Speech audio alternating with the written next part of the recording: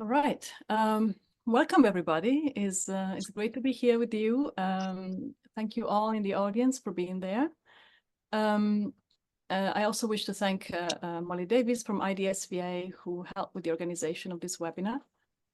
My name is Simonetta Moro. I am the director of the Institute for Doctoral Studies in the Visual Arts, where I am a professor of art, philosophy, and visual studies, and the editor of this volume, the Vattimo Dictionary.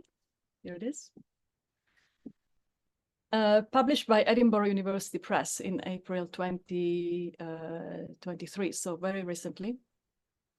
I wish to thank my colleagues and guest speakers here today, Silvia Mazzini, David Webb, and Santiago Zabala, for their contribution to the dictionary and for participating in this conversation. So a few technical details. We'll speak for about 45 minutes, and then we'll open the session to Q&A. Please write your questions in the chat box designated as Q&A, and I'll do my best to address the questions with the help of my colleagues here. I very much look forward to this exchange here today with these three contributors to the Vattimo Dictionary, of which I will give you a brief biographical introduction. I start with Silvia Mazzini, who is Assistant Professor of Philosophy and Art Theory at the Institute for Doctoral Studies in the Visual Arts. She has published on art and politics in Vattimo, Bloch, and Pasolini, on tragic and comic thought and community theater. Currently, she's writing on the philosophy of poverty. Among her publication, I will mention Für eine mannigfaltige mögliche Welt, Kunst und Politik by Ernst Bloch und Gianni Vattimo, and as co-editor, Making Communism Hermeneutical on Vattimo and Zabala. David Webb is a professor of philosophy at Staffordshire University. He's the author of Heidegger, Ethics and the Practice of Ontology, and Foucault's Archaeology, Science and Transformation, and has also published on the work of Gaston Bachelard and Michel Serres. He also translated many books by Gianni Vattimo, such as The Transparent Society, Beyond Interpretation, The Meaning of Hermeneutics for Philosophy, and co-translated Belief and Religion.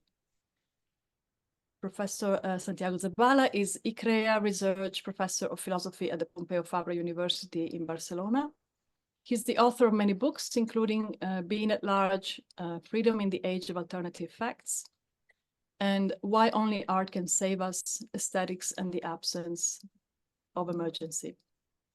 His opinion pieces have appeared in the New York Times, Al Jazeera, and the Los Angeles Review of Books, among other international media outlets. So thank you again for being here. I will start with some general remarks about this project, the Vattimo Dictionary, and I will begin with a key term. Conversation is a term that Gianni Vattimo was particularly fond of. Santiago Zabala put it at the center of his obituary on the Los Angeles Review of Books of the Italian philosopher Gianni Vattimo, who passed away last September at the age of 87. It was part of Vattimo's particular way of thinking philosophy and the exchange of ideas, and it is very significant that this editorial project, the Vattimo Dictionary, began with a series of conversations, precisely with Santiago in various locations, physical and virtual, including the Vattimo archives, which are hosted at the Pompeu Fabra University in Barcelona, where the first international presentation of this volume took place on November 7th of this year, in the context of a commemoration of the philosopher, organized by Professor Zabala, who is also the supervisor of the archives. And I would like to begin with saying a word about the cover image, which is often an unremarked aspect of books. So here I will hope you can see it without me sharing the screen, which seems to be a bit complicated. But for me, being a visual artist myself, the cover of books is an important part of any publications. And This one is particularly meaningful. It reproduces an artwork by the artist Giulio Paolini, a contemporary of Vattimo and a friend of his. They both lived in Turin, Paolini still does, where the Paolini Foundation is located. They also belong to the same generation. Vattimo himself was an estimator of Paolini's work, which he collected. And the artwork in question is part of a series titled after the essay Art and Space by Martin Heidegger, one of the most important philosophers of the 20th century and a key thinker for Vattimo, as we will hear later on. So I thought it was a particularly apt image for this book, and I wish to thank the Giulio and Anna Paolini Foundation and also the gallery Studio La Città for the rights to publish the image. The Vattimo Dictionary is a project that I immediately tackled with enthusiasm because it would have given me the opportunity to participate in the dissemination of Vattimo's thought among an increasingly larger English-speaking public, and to do so with the contribution of many scholars of Vattimo's philosophy, which has been, for me personally, a very enriching experience. I hope some of them are here in the audience, and I certainly invite the contributors to contribute to the discussion later on. I would also like to note that among all the philosophical dictionaries published by EUP, none has such a high number of authors. And the fact that 53 scholars have written entries on Vattimo, the entries are 101, but there could have been more. It's not just a number, but it's indicative of how much Vattimo's thought is articulated and present in the most diverse fields of knowledge. And in fact, the entries that make up this dictionary reflect the scope of his thought in fields ranging from hermeneutics to ontology, from art and aesthetics to religion and theology, from politics to a particular ontology of actuality he developed. So it is truly a very vast field that the dictionary represents. And in this sense, it provides a truly essential introduction in English to the philosophical thought of Gianni Vattimo, who, as you heard, is considered the most important Italian philosopher of the last 50 years, and one of Europe's foremost contemporary thinkers.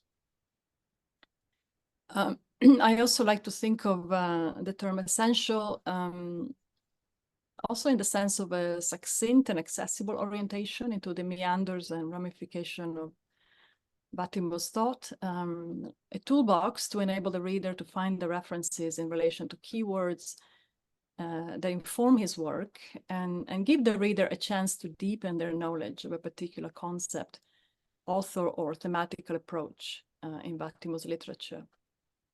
I'll give you a few examples. In the volume, there are keywords that are directly related to concepts in his work, but there are also terms like analytic and continental philosophy, which situate his thought vis-a-vis the debate around these two traditional branches in Western philosophy. I would also mention Gift for Lectures, written by Santiago Zabala, which gives a measure of the status achieved by Vattimo in the context of European philosophy through the awarding of this important recognition, which, as he commented, was the equivalent of the Nobel Prize in philosophy. Then there are entries like Capitalism, Liberalism, Politics, Democracy, written by Silvia Mazzini, and similar ones in relation to his political and philosophical views. There are author-based entries, such as Heidegger, a very important entry written by David Webb, Derrida, Eco, Gadamer, Parison, the American philosopher Richard Rorty, among others, which situate his thought in relation to other philosophers who acted as mentors, friends, or references at different points of his career. Other terms, such as Turin and Europe, or European Parliament, provide information on his personal background and activity outside of the academic field.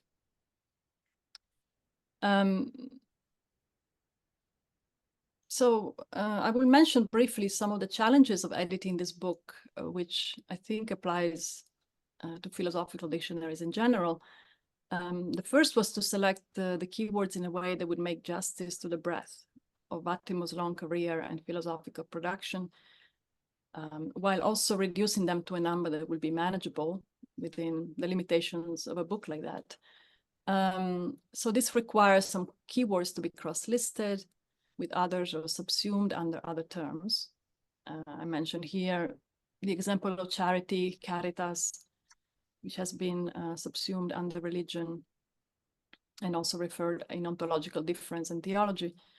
And that certainly is a decision that can be questioned in terms of the specificity of the definition when a term does not get its own entry. However, a dictionary of this kind is never exhaustive and is prone to leave out some important elements of the subject of our analysis here, Vattimo.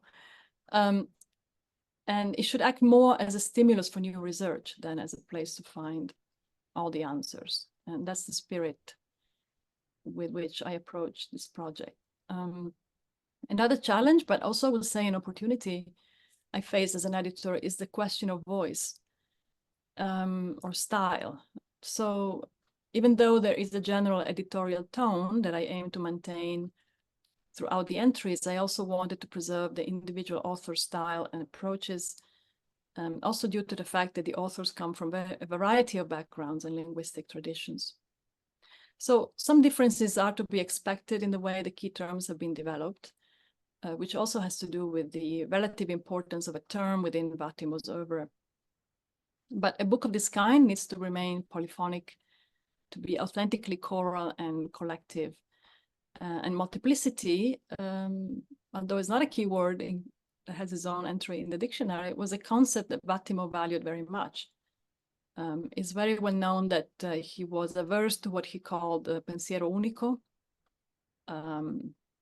we could say thought of the one in English, which is the real obverse of weak thought, another important concept he developed, and that made him, in a way, famous in the not only in the panorama of philosophical discourse.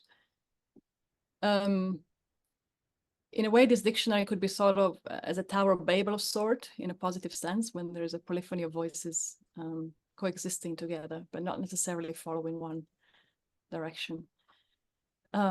So in a true polyphonic fashion, this is a text that can be opened at any page. The articles can be read in any order. There are cross-references that point to particular paths that one can follow. However, terms such as Heidegger, Nietzsche, or weak thought are certainly some of the three most important keywords, the ones that carry the narrative, let's say. And it's where someone unfamiliar with Vattimo's philosophy should probably begin. But I would also add other terms such as art and aesthetics, hermeneutics, interpretation, religion, politics, difference, metaphysics, nihilism, just to get an orientation around three main areas of Vattimo's thought, namely art, politics, and religion, and his key methodology, which is hermeneutics. But, you know, there are also interesting surprises awaiting the reader, hopefully. The possibility of seeing new constellations emerge out of the terms conversing with each other and across the dictionary in ways that make some keywords emerge at different points in the reading, such is the case, at least for me, for example, of terms like Andenken or convalescence, Verwindung, or terms like violence and kenosis, which get more cross-references, citations than initially expected.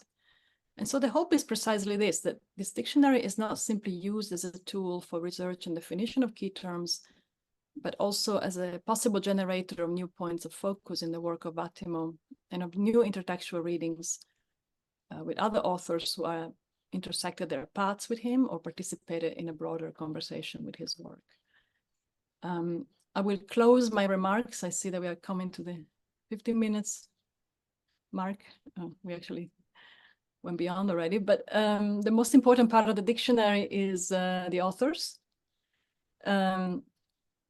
And I'm very proud to say that they're not only most of the major published scholars of Vattimo's work, both from the Italian as well as the European and Anglo-American tradition, in a variety of fields that reflect the range of Vattimo's thought, but we also made room for emerging and young scholars, many of whom are recent doctoral graduates or even PhD candidates who are taking Vattimo's work into new and original interpretations and connections.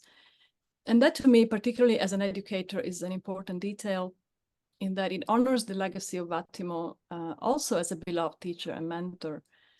And it's exciting to see how new generations of scholars critically engage Vattimo's work and bring fresh perspectives to his thought. And my hope is that this dictionary will play a part in this ongoing process. So I will stop here and give the word now to Silvia Mazzini. Thank you. Thank you, Professor Moro, for inviting me and us to this conversation, and for the dictionary, of course. So I was honored and pleasure to write 3 more entries.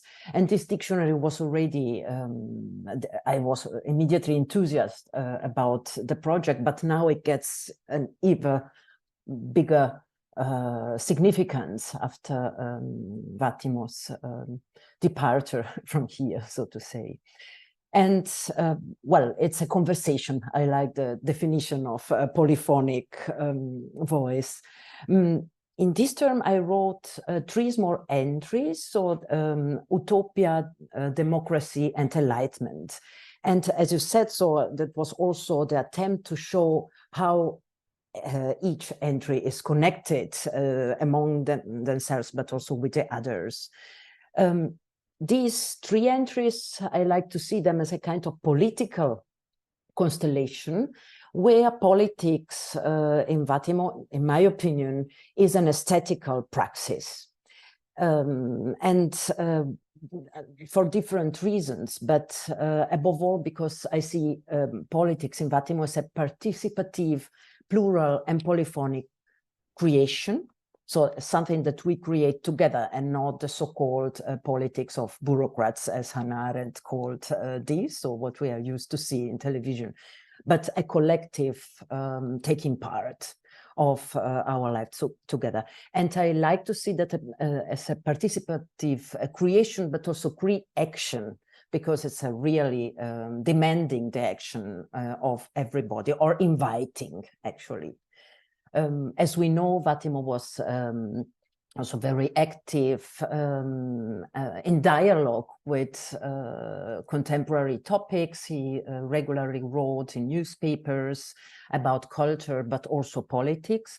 He was also in European Parliament. And then, as Simonetta said, also as a teacher, contributed to the political debates in the broader sense of the word. I would like to start maybe to give a small overview of these terms, because as a small key to enter for those who do not know yet Vattimo. But in any case, the dictionary is intriguing also for people that have dialogue with Vattimo and with his books since a long time. So I work on him since 20 years, and still I found so new and refreshing views, and also in order to deepen his thought.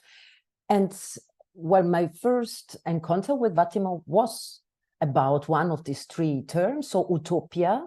The term also in the dictionary is utopia Bloch, as Simonetta said. It's also about the authors that were in dialogue with Vattimo. And Bloch is not the most famous interlocutor of Vattimo, but Vattimo taught a course in his early years on Bloch, and Bloch was a kind of accompanying his thought and development till also the last formulations of Vattimo's thought. Well, the first time I met Vattimo, by the way, I went to him, and so I'm writing my PhD on Bloch and Vattimo. And then I like to tell this story because it shows his ironical and also humble in some terms attitude. And then he said, is that in alphabetic order, right? So that's Bloch and Vattimo there. And yes, it was alphabetic. What's my answer? And this term utopia, I think it's so relevant today when we talk about politics, because today it's subversive to think about utopia and dreams. In a world that we think the world is already there with this ecological crisis, well, catastrophe that we are facing now. But Vattimo always had its weak thought is the other way around of violent thought. Is not that is not strong, not at all. You need much strength to be optimistic nowadays, and also as this concept was thought. And then this term is also a bit discriminated, in my opinion. So we use the term utopia to say, it's a castle in the cloud or an abstract dream. But so this negative connotation, as it happens in Vattimo in any case, also in terms of weak thought, it can so be seen in this way. He took that from Bloch, and above all, the first writings of German philosopher Ernst Bloch, the spirit of utopia, where Bloch talks about utopia as a kind of catalysator of dreams, hopes, and projects of people. And then for Bloch, so we can have individual hopes and projects, but also collective. And Vattimo stressed the collective dreams to show that these dreams were not only abstract, but also concrete. So to see that many dreams are projects that are alternatives to the world as it is, or the word described by some people that say the world is this way. So what Vattimo then developed in the last production, so when he talks about with Santiago Zabala, politics of descriptions, so the politics that say this is a necessity to act this way because economy is asking to do this, or political order is asking to do this way. Vattimo had an alternative, always plural views. So then he said, this is a certain way of calling realism, but it is a fetishism of the facts. So a way of saying this is a fact, we cannot touch, we cannot change that. And bringing the idea of utopia and dreams shows really concretely that there are other alternatives there to be realized. Vattimo already at the beginning of his thought made this comparison between this politics of descriptions and metaphysics. Also in metaphysics, we have one fundament, one way of interpreting being and reality and substance, and then also to describing people. And then with these multiplications of views, then we have a plural dream and a plural project. And that's not only abstract, but also building on tendencies of history. The historical process was always so important for Vattimo, even for talking about weak thought. He never said it's the best thought. So sometimes he made jokes on that, but so this is one of the interpretations, but for him, the interpretation that worked better for these times and this specific historical time. And what is peculiar of Vattimo is also to analyze concepts critically, also his own concepts.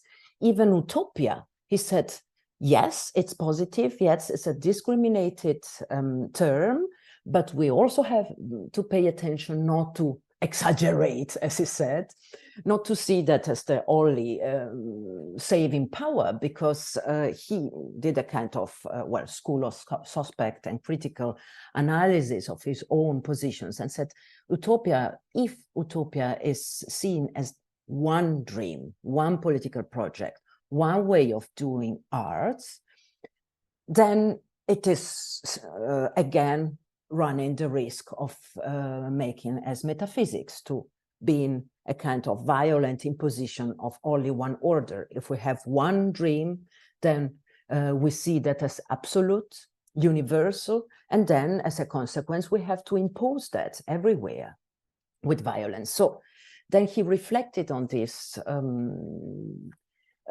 difficulty to see utopia, and then he analyzed also the counter-utopia. So these dystopias that we call also with novels as Orwell's 1984 or Huxley Brave New World. And he analyzes that in my opinion, a very interesting way. So he said, here these counter-utopias show an apocalyptic world, dystopian world, with difficulties, sometimes also ecological catastrophe and so, but not because of an error or not because of bad intentions. Sometimes it was really, these counter-utopias were the realization of one idea that we had. And this is the other entry that I wrote, enlightenment, with all the good intentions of enlightenment. Everybody is equal, everybody is free, and reason is bringing this liberation. But then Vattimo noticed, yeah, but which equality are we using? Which concept? White, Western, male, model. So again, one model of reason. And he then said, okay, I don't want to throw away utopia in any case, but we are conscious now of these dangers. And therefore, let's go to the heterotopia. So to have multiple dreams and to exchange ideas of these projects. So the conversation is what he sees as democracy. And democracy is not an ancient idea that we have to gain again and impose as it was, but something that we are creating while we are doing that. So this aesthetical and political creation is this dialogue that uses also reason, but not as the only one. This is a kind of distortion, and Simonetta talked about Andenken, and this pietas also in other writings. So this affective also, this feeling for the world of the past, for the legacy of our traditions, but then reinterpret it. So without taking them as a fixed and fossilized element. I think this is also important today with all populism, but also cultural reflections that we have. So how can we include the proveniences and the past and the different cultures, but then without seeing them as a fixed model with a fixed idea? And this is also a way of then opening to the excluded and also the Whigs. So in Vattimo, we have this development that he told, so from the Whig thought to the thought of the Whig. And then through this dialogue and multiplication, then Vattimo said priority now is to the voices that we have not heard till now. They open into different cultures and therefore to feminist and post-feminist thought, post-colonial thought, but also as what I'm writing at the moment now to try to develop or to keep dialogue with Vattimo's thought. Also ecology, nature has been exploited and not heard for a long time. So these are some of the legacies of this democracy that, as Simonetta said, is a work in progress, and also his idea of this. And well, I look forward to the conversation on this and many others and many other entries. Thank you. Thank you, Silvia. Nicely done. David, want to take it further from you? Hello, hello everyone, and yeah, I'd like to begin by just thanking Simonetta also for putting this volume together. It's very welcome. It's a great volume to have, and I really appreciate the thinking that went into it that you've described already. Thank you very much for the invitation to take part in it. It's an honor to do so. And one thing I'd like to mention also is that something you didn't mention, which was your truly excellent introduction to the volume. I think that anyone with an interest in Vattimo will really get a huge amount from reading your introduction, which is a great introduction to the volume, but to Vattimo as well. thank you very much. Thank you very much for that as well. My first connection with Vattimo came really when I was a graduate student, and it happened that I spoke Italian, and I wasn't at that time very familiar with Vattimo's work, but a publisher got in touch to see if I would be interested in translating something of Vattimo's, because in those days, people who were prepared to jump into a translation, who were familiar with philosophy and with Italian, were probably not many in number. So I got an invitation, and I gratefully accepted. And so I had this very interesting experience of really immersing myself in Vattimo's thinking, almost through the language, first of all, which is quite interesting. Rather than starting off with kind of preconceived ideas about the sort of themes I was interested in or what problems I was interested in, I just immersed myself in the text, and sort of in some ways, I mean, Santiago and Silvia and Simonetta, yourself here, are more expert, I think, in his thinking, the broad range of his thinking, than I am. But I feel like I started my familiarity with Vattimo by really diving into the text and sort of learning it from the inside out, almost in a certain way, through working with his text, really sort of sentence by sentence, through the translations, which was a really thoroughly rewarding thing to do, and I've always been grateful for that opportunity. The entry which you invited me to write was on Heidegger. And so really what I'd like to do now is just to say a few words about some of the key themes, I think, that I touched on in the entry, and which obviously in doing so I think are important ones for the work of Gianni Vattimo. Heidegger, I think, was one of the most important people, philosophers for Vattimo, and the one, perhaps along with Nietzsche, who he was most continually in dialogue with through his work. And Heidegger seems to, for Vattimo, open the possibility of a new experience of late modernity or post-modernity, in a way that avoids the reference back to principles and canons and origins and so on. So where to begin? Because actually that was in writing, I have to say, in writing the entry, that was one of the challenges of writing the entry, because Heidegger was sort of, there were so many traces of Heidegger in his thinking that it was actually quite difficult to figure out where to begin and where to go next to kind of link these things together. I've done my best with that, I think, but I think one of the most important places must be with the idea of the history of metaphysics, however. And if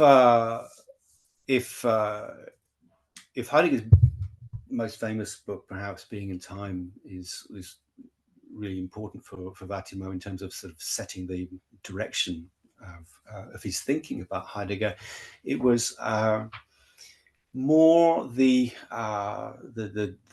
later work of Heidegger's that occupied him the most, I think.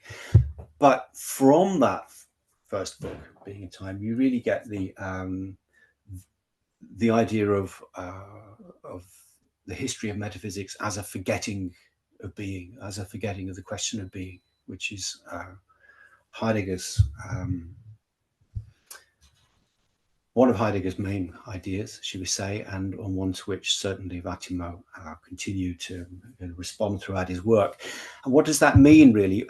Well, for Heidegger, it meant that our understanding of being had got narrowed down just to being present, in effect. What is present?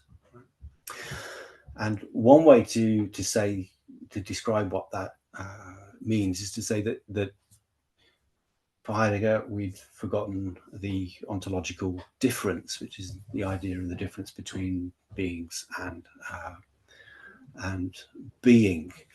And as a consequence of that, in the history of metaphysics, we've come to think of being as if it were something that could be known, that could be defined or conceived in some way, and hence could be turned into a first principle of some kind, which is of course the move that Heidegger resisted, but that Vattimo too in his turn resisted in his own very distinctive way, right?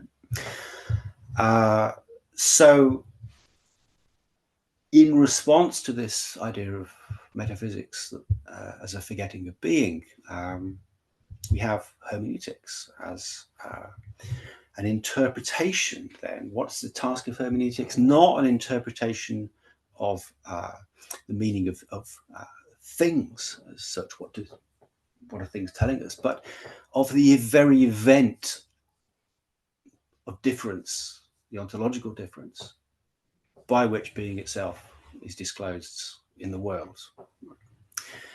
Now, this event through which being is disclosed in the world could be understood in terms of, as Heidegger does, in terms of a conception of truth, which for Heidegger is about the way in which things are disclosed to us in the world before we can actually then make judgments about them or form ideas about them or take up a stance towards them like that. Okay, so it's before our idea of the correspondence theory of truth, and it's before we, as I said, we take up that explicit kind of propositional attitude towards things.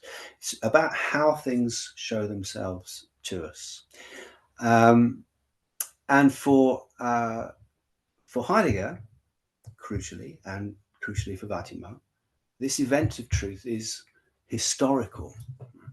So we're not always dealing with the same way in which things disclose themselves to us. Now, Vattimo in particular then takes this to mean that our task is not to produce statements, our task as thinkers or philosophers is not to produce statements that correspond to things, not to come up with true statements, true ideas as such, but rather to adopt a stance towards the world that corresponds to the way in which things show themselves to us. And that means how things show themselves to us in our own particular historical situation. For example, through art, or through the new forms of information and communication technology and so on, something which of course Vattimo wrote a great deal about and in which he saw great possibilities. So in this, Vattimo sees an opportunity for interpretation actually to change the world, precisely by changing our understanding of it and of ourselves in relation to it. It's about this stance, as I see it, it's about this sort of stance that we can take up towards the world, our relation to the world, because of how we come to understand the way in which being is disclosed to us in our time. However, in order to do this, we still have to take up some relation to the history of metaphysics, because we can't just pretend that it's that we can simply leave it behind. So we have this theme then of the end of metaphysics as well. Now, Heidegger underlines that we are caught up in our time in the ending or closure of metaphysics. And while on the one hand, we must avoid renewing an appeal to first principles of any kind, on the other hand, as I just said, we also have to resist thinking that we can just turn our back on metaphysics and walk away from it as if we can leave it behind altogether. So that leaves us in this very problematic position. And it's a problem we have to think about if we are to respond to the way in which being shows itself in our time, right? Which is the hermeneutic task for Vattimo. Right? So how do we do this? Well, through, for Heidegger, a specific form of overcoming that he called Verwindung, right? Which can also be described as a convalescence or a gentle sort of twisting free from what nonetheless remains the kind of horizon of our thinking. We can't, as I say, just turn away from it altogether. Now, for Vattimo, this Verwindung, this convalescence was the weakening of being. This is the weakening of being. So this leads directly into his idea of weak thought. Thinking then becomes not just a making present of something, certainly not just a making present of the past, but a kind of leave taking of the past, kind of leave taking of metaphysics as a set of possibilities that we accept have been ours. We accept that they've come down to us, and yet at the same time we begin to find our way out of them. And I think here I was just struck by what Silvia Mazzini was saying about dreams, utopias, right? Is that plural dreams as well. There's this interesting conjunction between thinking as a kind of remembrance, and the Heideggerian term there is Andenken that Vattimo wrote about, and a dreaming, as you were saying as well, which is a rather lovely conjunction, I think. So this really is central, I think, to Vattimo's understanding of the hermeneutic relation of thinking to its metaphysical past, in a way which is also open to the future in certain ways. Right? Now,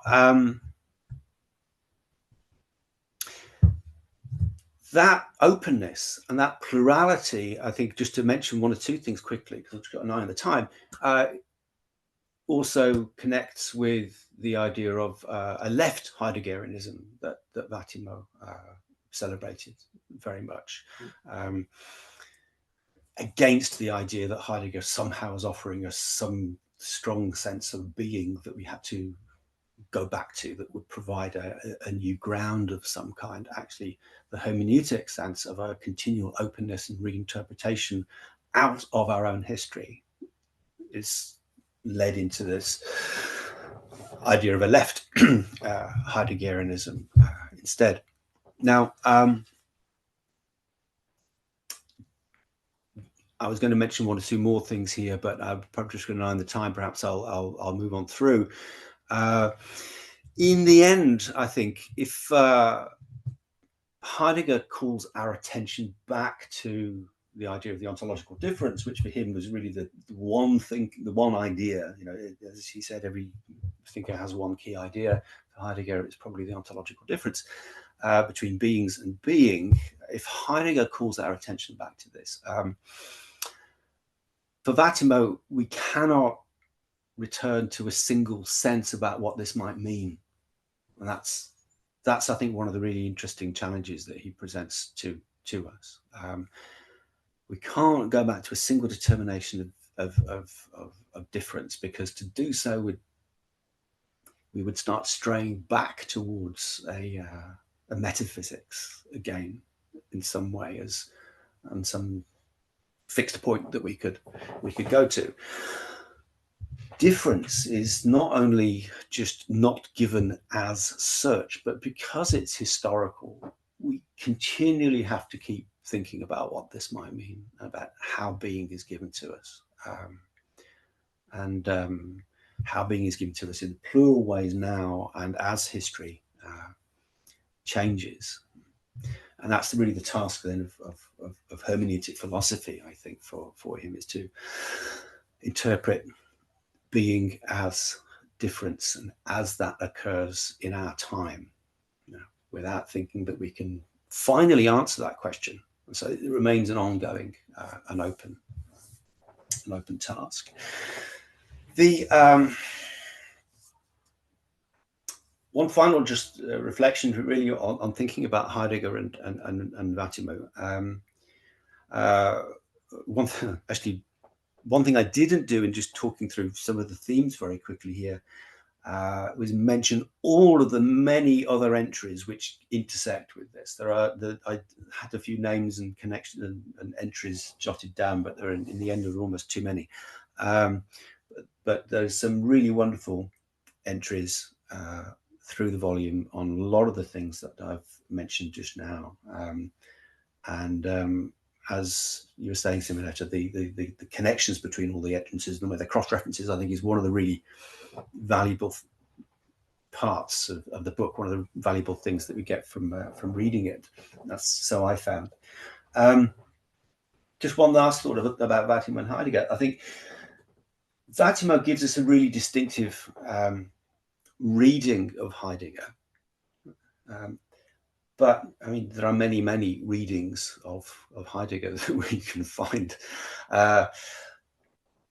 It's a reading that shows how Heidegger's work can really be brought alive, I think, in thinking that is philosophical, absolutely, but also more than just philosophical, in the sense that it's not just about creating another reading of Heidegger and another interpretation of key texts. One of the things that's so wonderful about reading Vattimo and Vattimo on Heidegger is how that reading becomes connected to so many other things that matter to us, from art and politics and ethics and everything else. That he does this in a way which I think is almost unique, I think, in readers of Heidegger, and that's one of the things that I think is really most brilliant and valuable about his work. So, thank you. Thank you, David. We appreciate your thoughts. Let's move on to Santiago Zabala. That's me. All right. Well, first of all, thank you very much for inviting me to this online book launch, which is very comfortable from my home. Well, the first thing I have to say about the dictionary, I think it's important, is that Vattimo knew about it, and he also received a copy, and he had a copy at home.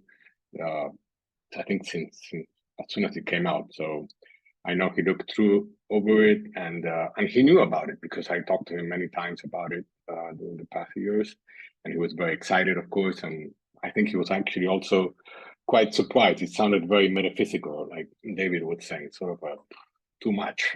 We shouldn't go that far. And he said that Simonetta has gone that far and has produced this very valuable book, which I like to see this dictionary as not simply a dictionary about Gianni Vattimo. I think it's more a book about contemporary philosophy. I think anyone working today in contemporary, obviously continental philosophy, that's what philosophy is. But anyway, anyone working on contemporary continental philosophy has to use many of the dictionaries series. But so I think all of them in some way, in particular this one, it's very useful as an introduction to what's going on in contemporary philosophy today. And so I don't think it is only a dictionary, only a tool to understand Vattimo better. It's not so simple. It goes a little bit further than that. And I think there are many indications for that, because the dictionary does not, the dictionary obviously gives you all the, if you work on Vattimo now, and I receive a lot of people at the university because we have the archive. So we receive a lot of students that come over to do the PhD on Vattimo. So for them, having this dictionary, it's very important. It's really, but the dictionary, it's a little bit what Heidegger was for Vattimo. I think that, and I agree with things that David said before, but for Vattimo, Heidegger was the starting point. Right? He's not the common Heideggerian that basically they're working on Heidegger and they just explain everything Heidegger or try to interpret everything Heidegger said. Gianni he moved forward, so it's a starting point to do philosophy. And I think this dictionary is also a very good starting point, not simply to learn about Vattimo, but also to start to work to do philosophy. So you know that there is this philosophy called pensiero debole, with which you can do aesthetics, ethics, politics, as Silvia was talking before. There are many things that one can do with it. So I think that's one of the most, I also think it's very important that Simonetta has managed to not to invite Vattimo scholars, which she could have reduced everything to Vattimo scholars, but Vattimo is not only about his students like me. He's much more than that. He's about many others who have also participated in the dictionary. I'm thinking of, in particular, younger scholars like Gregorio Trenti and Serafina Appel, Serafina will soon finish her PhD, I think in April. And also scholars that have that don't really have anything to do with Vattimo, like Ivelisse Perniola, for example, who never studied with Vattimo. And but of course, Vattimo is a very important author that he did not only need to rely on his students for a dictionary to come out. And the fact that Simonetta is not a direct disciple of Vattimo is an indication of this. So you can imagine also for me, it's very important to have the dictionary, because people that come to visit the archive see the dictionary right there. And so what else can you ask for? The only thing you can ask for is Vattimo coming inside, but that's not going to happen, and it's not necessary either. So having said these things about the dictionary, and also I think it's important to remember that this dictionary would not have been possible without the translations of David, without the monograph of Silvia, and also the translation of Bob Valgenti, who's also online now, I think, and so many other disciples of Vattimo, Federico Vercellone, and so many others. So I think this is a sort of everybody coming together and moving forward. So the idea is moving forward where? And this is where I would like to make a few comments on the entry that I was kindly asked to write about. Gifford lectures, I was there. I actually in part organized them because I sort of set everything up. I remember, side story, that Vattimo 2 weeks before the lectures called me and said, can we move this to like next year or something? And you can imagine the people at Gifford were very scared, were very angry. You can't move this. They've been organized for a year and a half or 2 years, I think. So he did go and he did prepare the lectures, and it was a lot of fun. But the lectures were important for Vattimo, because the lectures were, beside the significance of the Gifford lectures, it was also important to sort of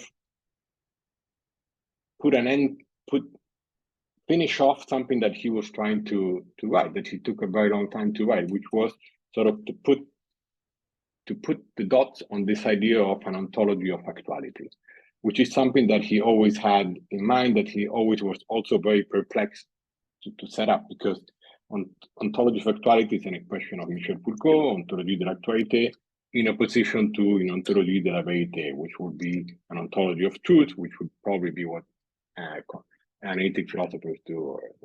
But Vattimo, he was a little bit ahead of even of me, I see, because I'm opposing continental philosophy to analytic philosophy, but actually there is something worse going on, which is new realism.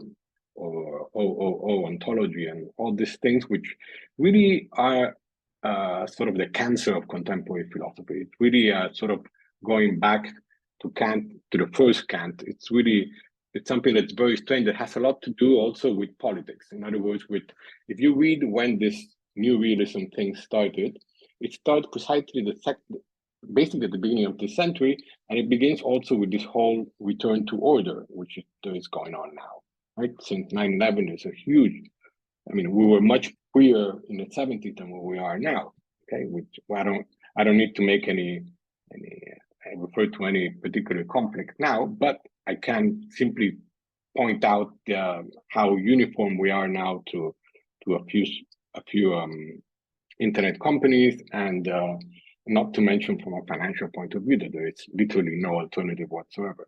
So Vattimo, he managed to link together this new, so-called new, nothing new happened in philosophy, but anyway, this new philosophy, new realism, with this ongoing return to order, where there's basically no alternative, not only to capitalism, but to so many other things.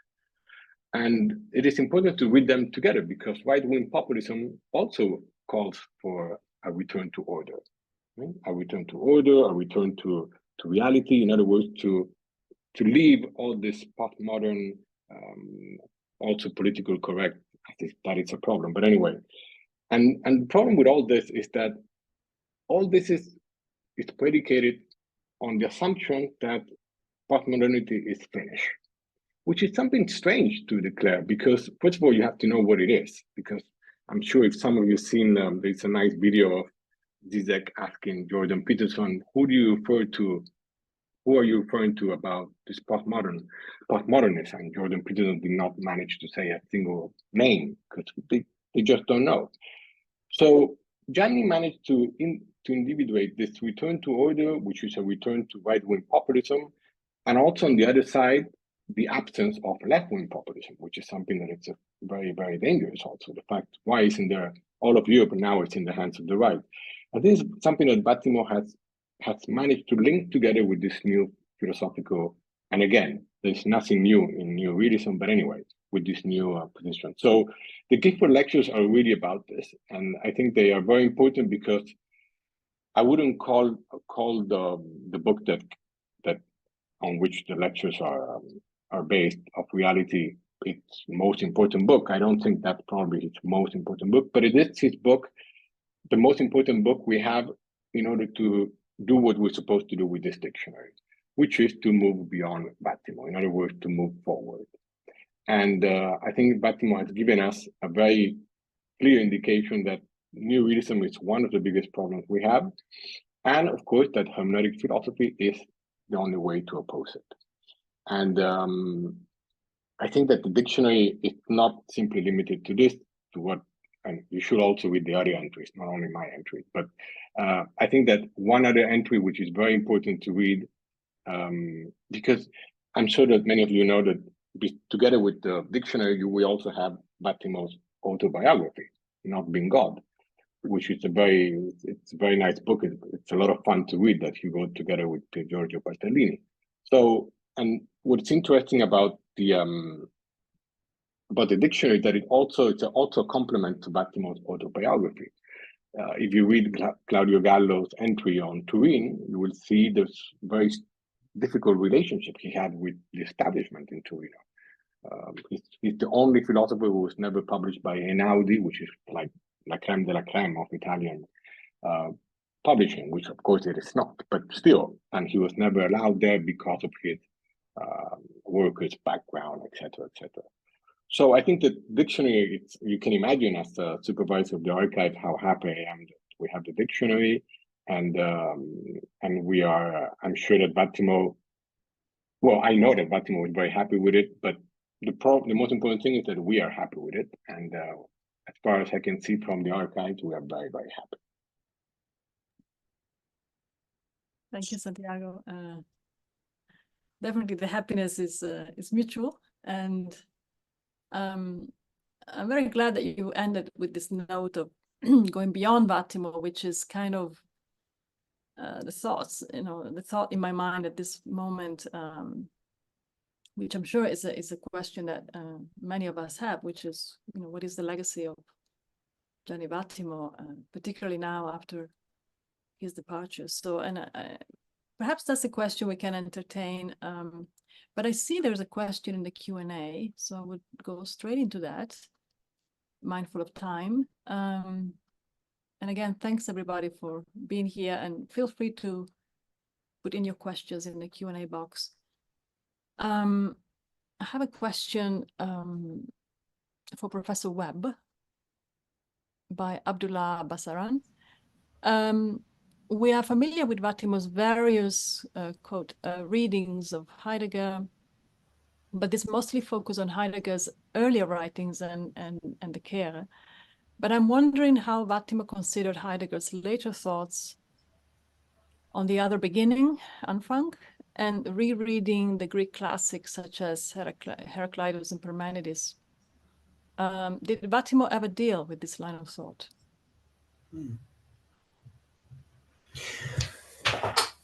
That's a really interesting question. I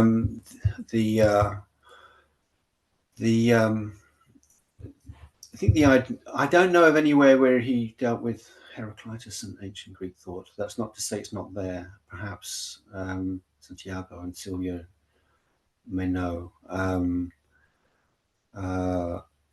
The idea of the other beginning, it seems to me, is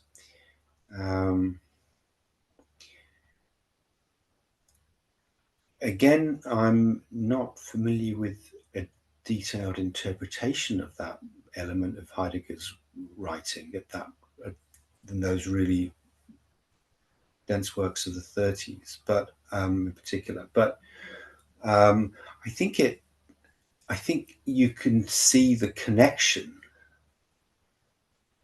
to the idea of hermeneutics as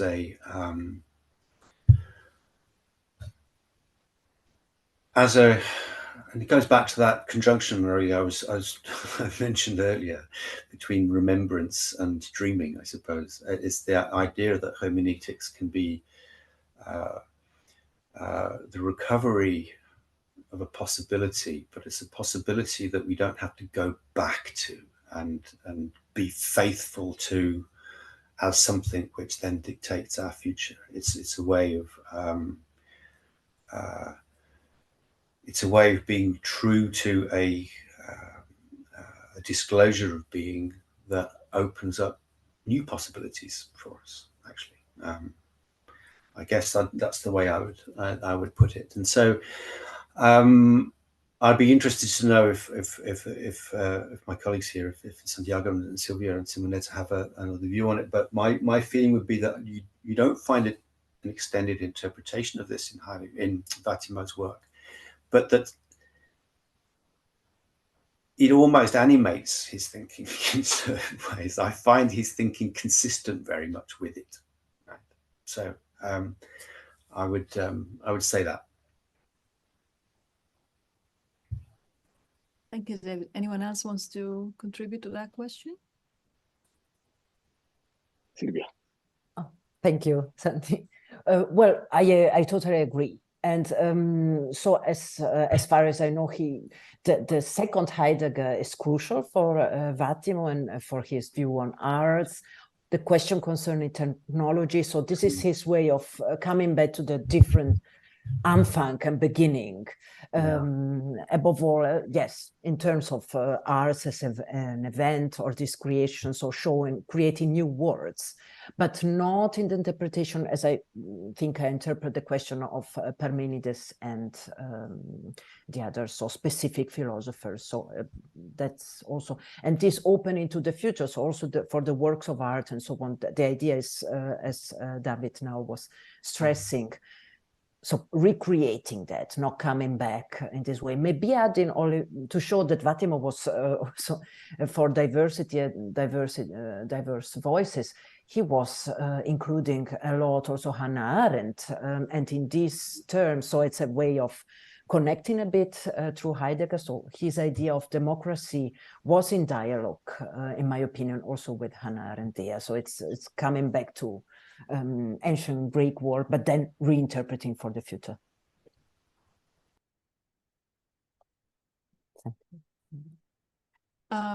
We do have another question, couple actually. One by Sam Kochansky. Sam is a PhD candidate at IDSVA, so he begins by thanking us for the dictionary that involves many of his professors. The question concerns the relationship between art, truth, and the development of secular science. Vattimo's work, particularly Art's Claim to Truth, delves into the concept of art's claim to truth and its connection to Hans-Georg Gadamer's theory of aesthetics, providing an alternative to rationalistic positivistic criticism of art. Given Vattimo's exploration of the autonomy of art as the sphere of aesthetic experience and his emphasis on the development of secular science, an important question will be how he sees the role of art and aesthetic experience in the context of truth and the evolving scientific landscape. Perhaps Santi or Silvia want to take that on. I think Silvia mentioned something about the politics that becomes aesthetic, but Santiago, you were involved with that book, especially. Right. I edit the English updated edition of that book, and I understand the question. It's a very good question. I think that Vattimo's aesthetics, it's a very important part of his philosophy. It's actually very important at the beginning. That book actually has a lot of essays which go back to, I think, even 1960s, end of 1960s. And I think Vattimo Heidegger's concept of truth was very important for Vattimo's first investigations into Heidegger, which of course led also to the problem of art. And I think that essay, that book, Art's Claim to Truth, which in Italian is titled Poesia Ontologia, it's a very good introduction to Vattimo aesthetics, but I don't think it's the only place where one should look in for Vattimo's aesthetics. In other words, in Beyond Interpretation, I think that's a very important place where you can find more things about the role of art for Vattimo. But I think also art it's a good concept for Vattimo, although I would not define Vattimo as a philosopher of art, particularly interested in art. But art for Vattimo, it's important at least as where the disclosure of the event of being can take place. So that's something that I think that he pointed in that direction, and he actually even has a small essay we have in the archive titled "Only Aesthetics Can Save Us," which is a way of following what Heidegger said about God, and well, the problem is that for Vattimo was not very interested in to follow Adorno and all this. For him, the relation of politics with art is there's something he had some sort of distrust in Adorno, which probably had to do with everything that came after Adorno, also with the Habermas and all that.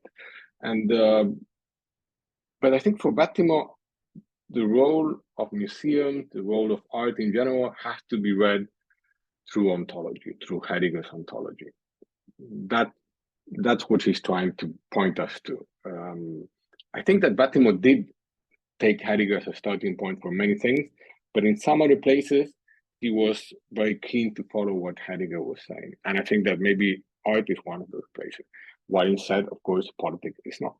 He went to a lefted Heideggerian politics, which who knows what that means. Thank you, Santi. I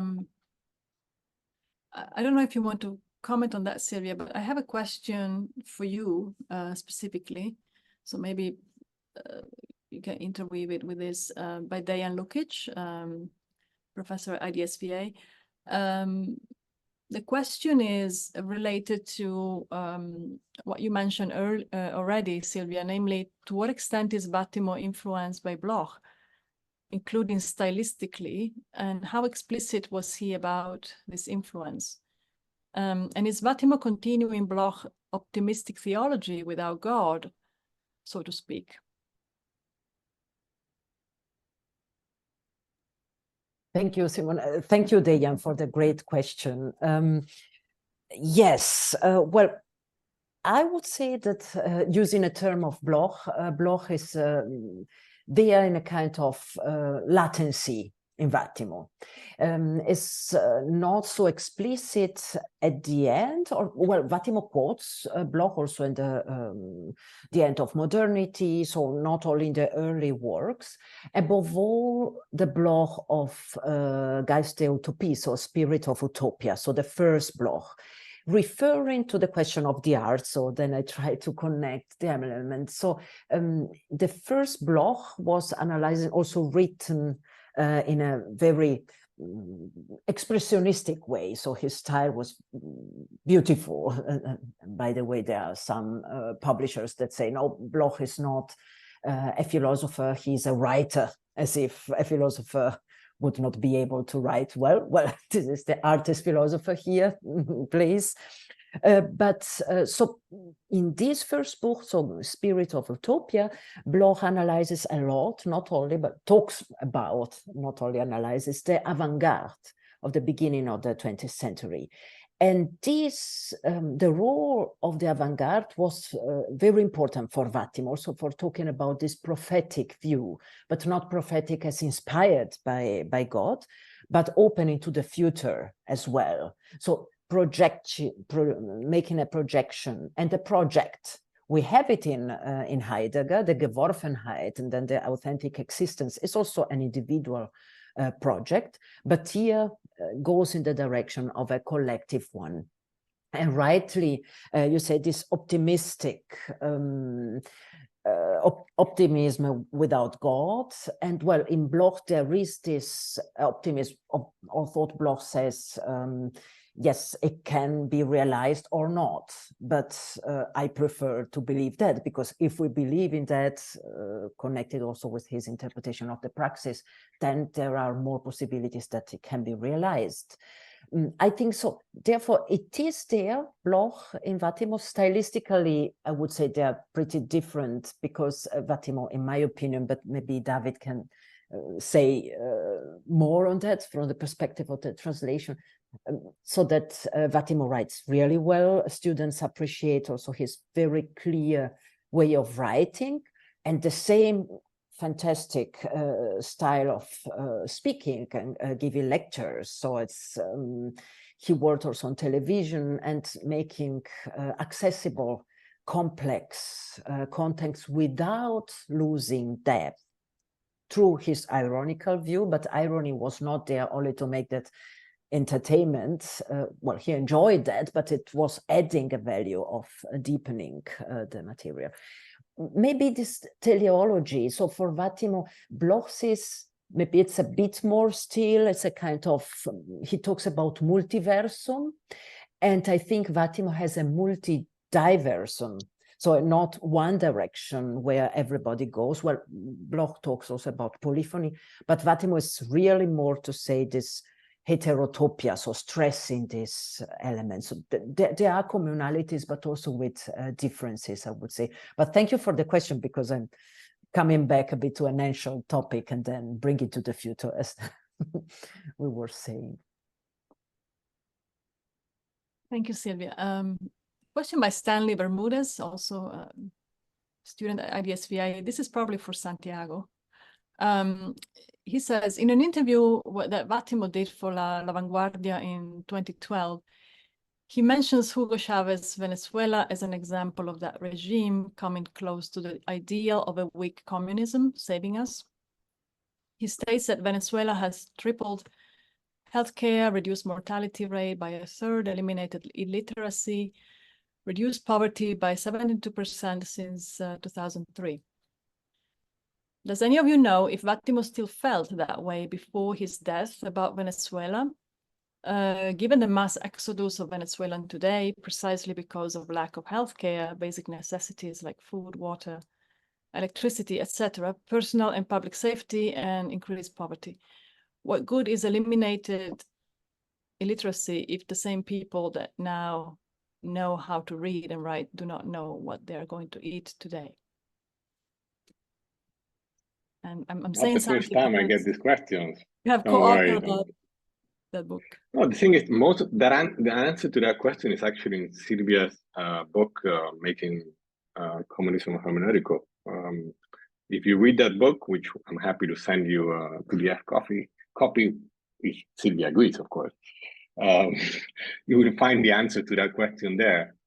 Few people always pointed that out. The thing is, we wrote the book was published in 2011.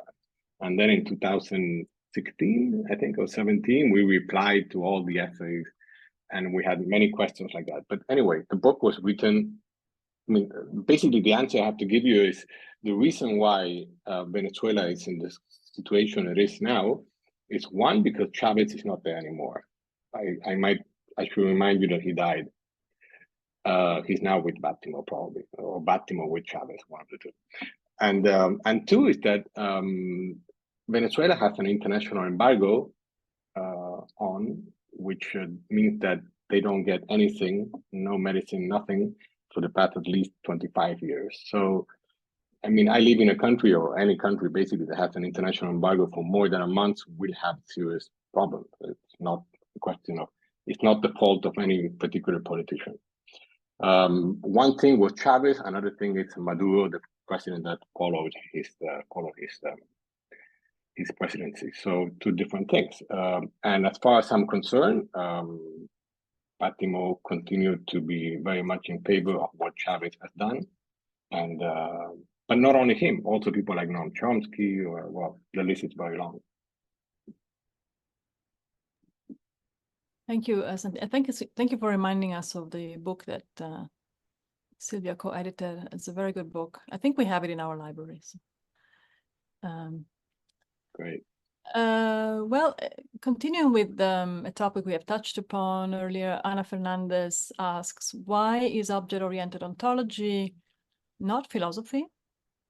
And why would thinking of objects as beings, as in art objects, would not be a way into weak thought?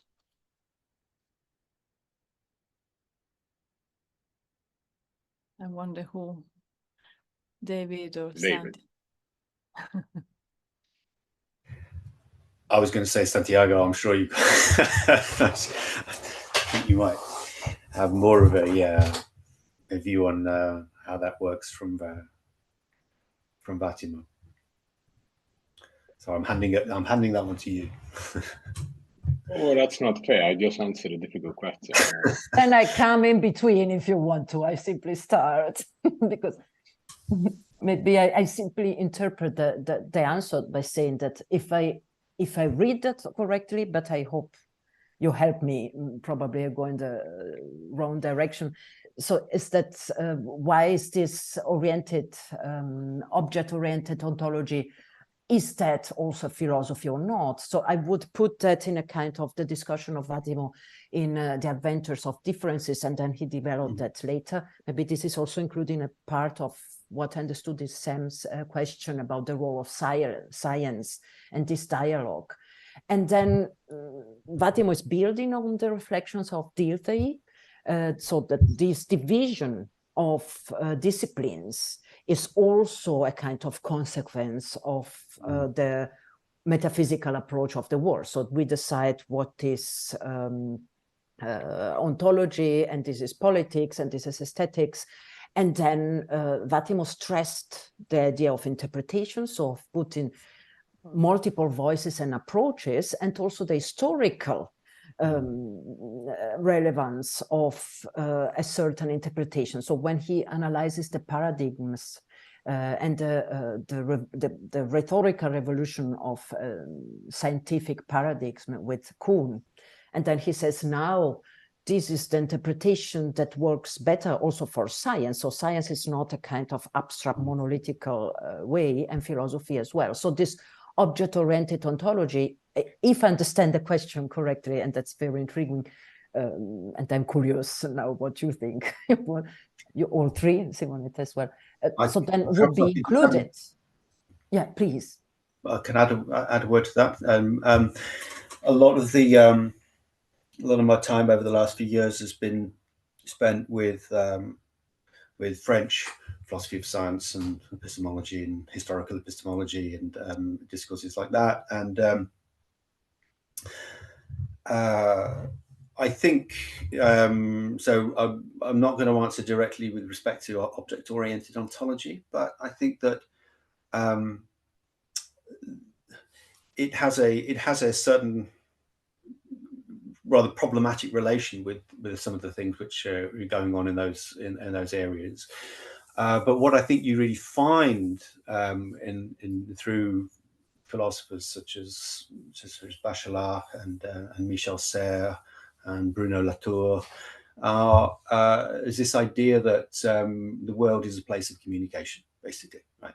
So exactly what you were saying, Silvia, that we should think not about the division between different disciplines, but about how they communicate and how different disciplines themselves communicate, because the world which they are dealing with is a world which is in communication. And so the idea that we can simply divide it up into different sort of disciplines and treat them separately is probably a mistake. But that comes back, I think, to an idea which we can take from Vattimo, which is this idea of a hermeneutics, of conversation, and of a word of communication. And it's a world which comprises the bit of inverted commas natural world. It's not a world which has to be counterposed to that, just as a human world of conversation. It's very much the world we live in. It's the world of things as well, you know. So I would see it coming through that way. Personally, I would I guess approach that idea of things that way and see that Vattimo's philosophy really has, I think, a contribution to make there, and is kind of part of that way of thinking in certain ways. And I would go that way rather than through object-oriented ontology myself. But Santiago, do you have anything to add? Well, the thing is, the problem is that returning to objects, it's a sort of a problem after Hegel, for example. It's not something you can't do, but it's a sort of a problem. I mean, because if you talk to to most of these philosophers, for example, one of the best ones, Marcus Gabriel, he from that he moved to propose an objective morality, and he actually, one of his last books is about a universal ethics for the world, which is sort of strange since he forgot to read Fanon and some other important authors. So it's important to read the problem that beside the philosophical issue that you can have, even Zizek has criticized them. I mean, of course, he's a Lacanian. How he's not going to criticize someone who returns to objects? Because what's the deal there? So I have a pen and it's blue, and if I'm really capable of explaining to you that it's blue, well, that's it. It's all finished there. There's nothing more. And in philosophy, what they've been trying to do for the past 3,000 years is try to interpret and try to show what you can do with it, whether you like it. And things are not that easy, in some way. And it seems to me that all this ontology or speculative realism or new realism, all of that comes from one man called John Searle, okay, who was, of course, honored by George W. Bush because he was in favor of the war in Iraq. Why? Well, because he could demonstrate objectively that they had weapons of mass destruction. So from a realist point of view, the war was right. So that's where it takes you. And we explained that in Hermeneutic Communism. And then again in Silvia's book, Making Communism Hermeneutical. And that's a problem, basically. So it's a big problem today, because if you believe you have to return to objects, and what you're falling into, not the person who did the question, but in general, everybody, is that you're falling into this trap of transparency. Stanley Fish has a very nice article, it's been a while now, but in the New York Times, where he wrote The greatest fake news of all is transparency. And that's what new realists believe. They believe in transparency, that you have to, get as close as possible to object. And that's sort of a problem when if you get the results of a blood test and you just start checking on your own what's written there. Well, unless you're a chemist or a doctor, you won't really understand what's going on there. And that's where conspiracy theories all come from also today. So that's a problem. We still need to have faith in what? In authorities, right? So if there's an expert in Shakespeare, well, it might be a good idea to listen to what he has to say at least, rather than perhaps reading directly Shakespeare. And so forth, or not to mention the Bible, of course. So the idea that we need some sort of mediator, okay, which in some ways are institutions, in some way are communities, even what we have now here. I mean, none of us know Vattimo by heart or can explain it better than anyone else.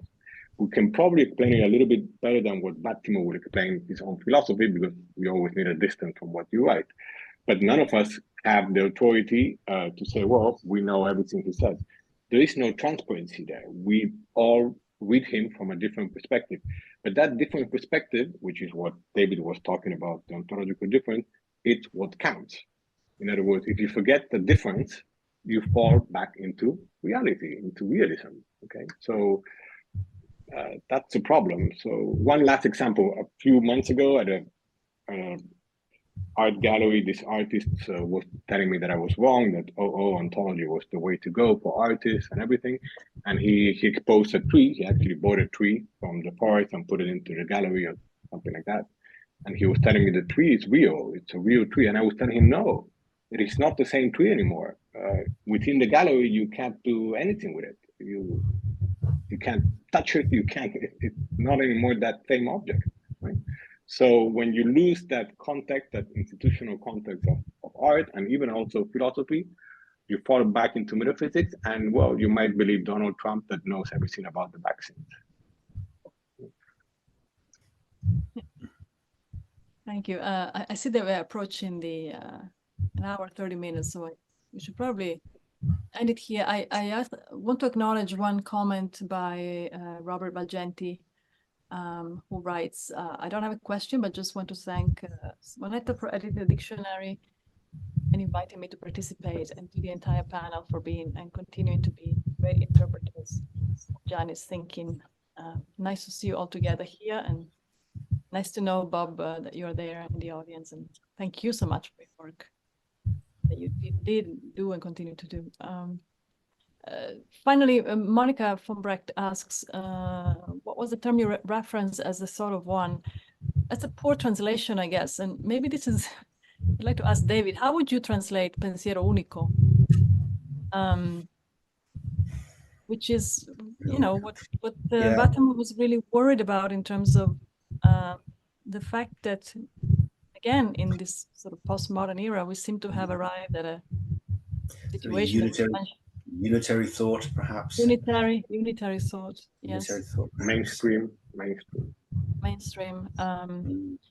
Is that thought that presents itself as the only possible way of thinking? There's no alternative.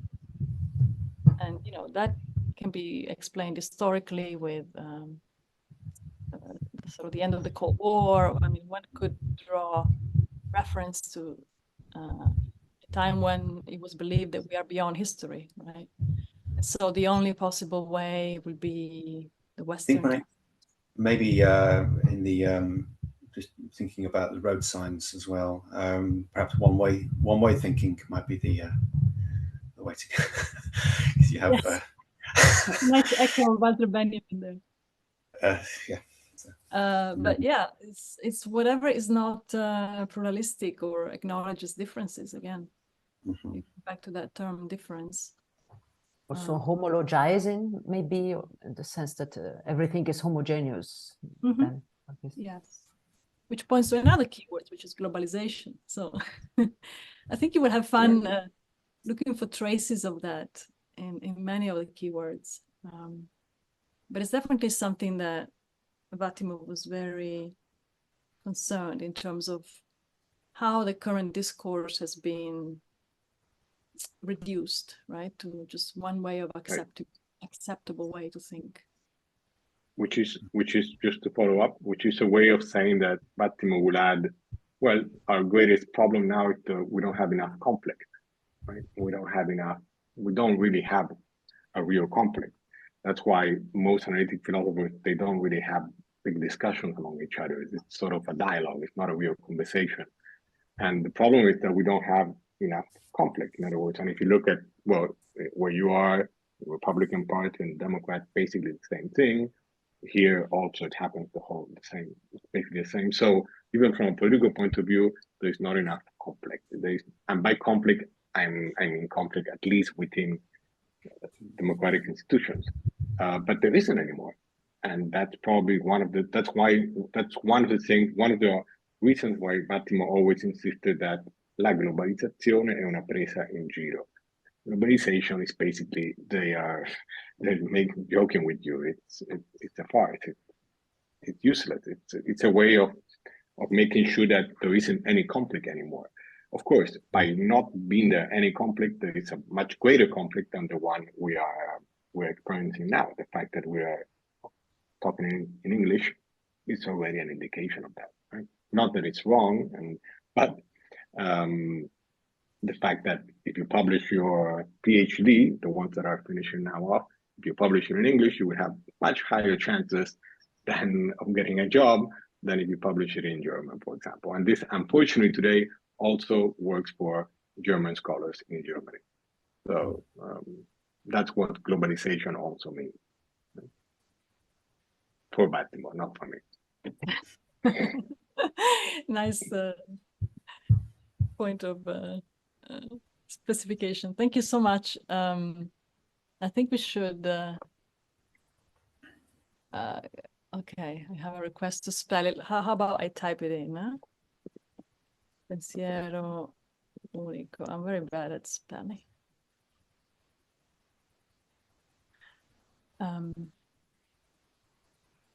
And also thanks from Ashley Woodward, another contributor to the dictionary. Thank you, Ashley.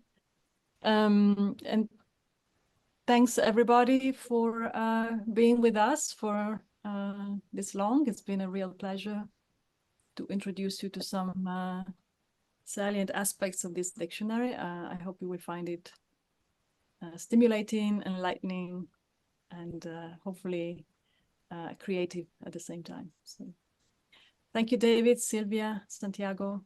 Great pleasure to share. Thank you. Thank you so much. Thank you very much. Really. It was a pleasure.